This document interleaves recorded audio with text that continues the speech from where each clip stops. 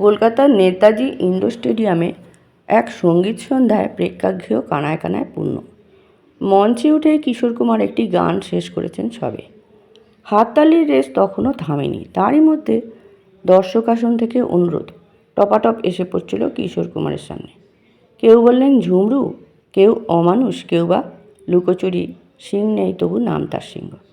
পরক্ষণেই সিংহের গর্জন শোনা গেল মাইকে। ফাংশন হিরো কিশোর কুমারের কণ্ঠস্বর, এবার আমি শুয়ে শুয়ে গাইব। শুয়ে শুয়ে গাওয়ার গান, নো নাচানাচি। তারপর এক গ্লাস দুধ খাবো, শক্তি হবে, দেন শুরু করব লম্পঝম্প। সঙ্গে সঙ্গে দর্শকদের প্রতিক্রিয়া জানা গেল। তবে তাই হোক, যে কোনো ফাংশনের ঠিক এই রকমই ছিল কিশোর কুমারের সঙ্গে দর্শকদের সম্পর্ক। মিষ্টি মধুর, আবার হইহল্লায় ভরা। 60-এর দশকের মাঝামাঝি থেকে এই শহরে তার ফাংশন মানেই উৎসব। খ্যাতনামা ইমপ্রেসারিও বারিন্ধর তাকে প্রথম আনেন কলকাতার এক অনুষ্ঠানে। পরে 70-এর দশকের শুরুতে সুপ্রকাশ গড়গড়ি ও তনু ঘোষের আয়োজনে তিনি ফের আসেন। 1977 সালে আবার প্রায় একই উদ্যোগে তার আগমন। বলা যায় ওই 77 থেকে 80-র দশকের মাঝামাঝি পর্যন্ত বারবার কলকাতার সঙ্গীতপ্রেমীদের হাসিয়েছেন, নাচিয়েছেন কিশোর কুমার। প্রায় সবসময় তাঁর সঙ্গে ছিলেন আশা ভোঁসলে ও রাহুল দেব বর্মনের জুটি। এই ত্রয়ীকে কলকাতার ফাংশনে প্রথম হাজির করানোর কৃতিত্ব তরুণ ইমপ্রেসারিও গৌতম মুখোপাধ্যায়ের।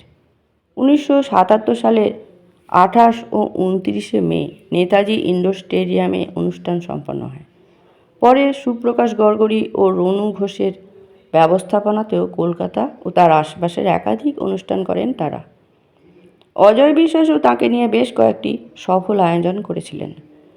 গৌতম মুখোপাধ্যায় একাই 9-10টি অনুষ্ঠান করেছেন তাকে নিয়ে। কলকাতা ছাড়াও বারাসাত, বসিরহাট, বর্ধমান, মেদিনীপুর, এমনকি উত্তরপ্রদেশের কানপুরেও। 1986-র শেষ দিকে হোপ 86-র সূত্রে তিনি আবার কলকাতায় আসেন। এই শহরে তার শেষ অনুষ্ঠান ছিল পুলিশ হোপে। গৌতম মুখোপাধ্যায়ের কথায় কলকাতা ও আশেপাশে লতা মঙ্গেশকর, আশা ভোঁসলে, রাহুল দেব বর্মন সবাই অনুষ্ঠান করেছেন, কিন্তু তার মতো জনপ্রিয়তা আর কেউ পাননি। কিশোর কুমার যখন গান শুরু করতেন বা শুধু দর্শকদের সামনে হাজির হতেন, তখনই ফাংশনের চেহারা বদলে যেত। চারদিকে হই হই রই রই পড়ে যেত। রং তামাশার মধ্যে দিয়ে দর্শকদের হাতের মুঠোয় এনে তবে গান শুরু করতেন তিনি, তার আগে নয়।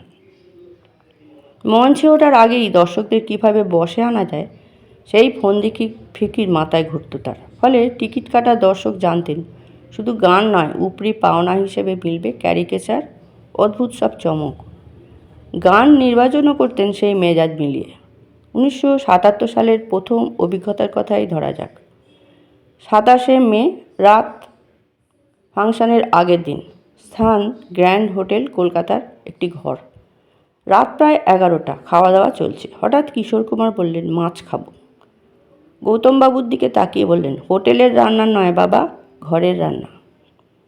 সঙ্গী রাহুল দেব বর্মন বললেন, এত রাতে মাছ কেন?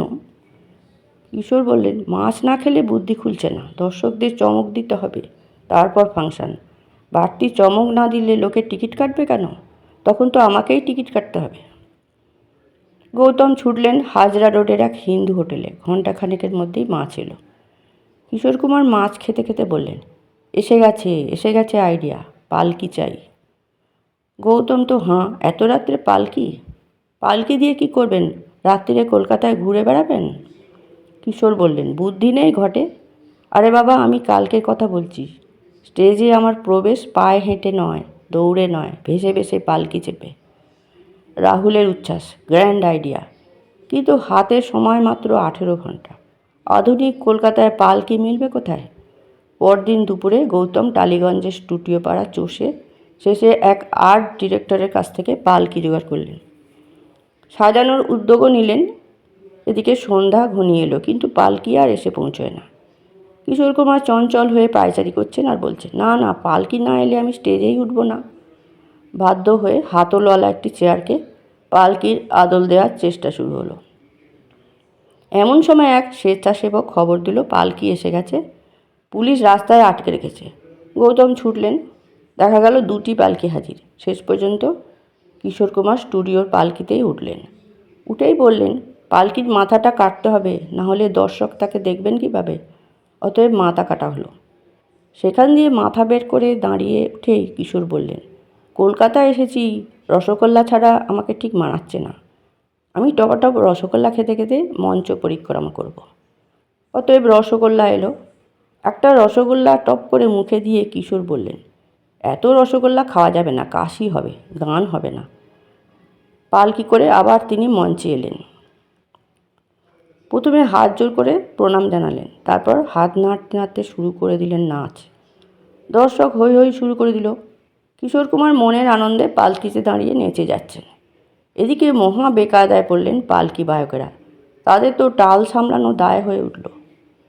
আর এদিকে স্টেজের পাশে দাঁড়িয়ে গৌতম বলে যাচ্ছেন, প্লিজ কিশোরদা, নাচ থামান, আমাকে বাঁচান। আপনি পড়ে গেলে আমি যে পড়ে পড়ে মার খাবো দাদা।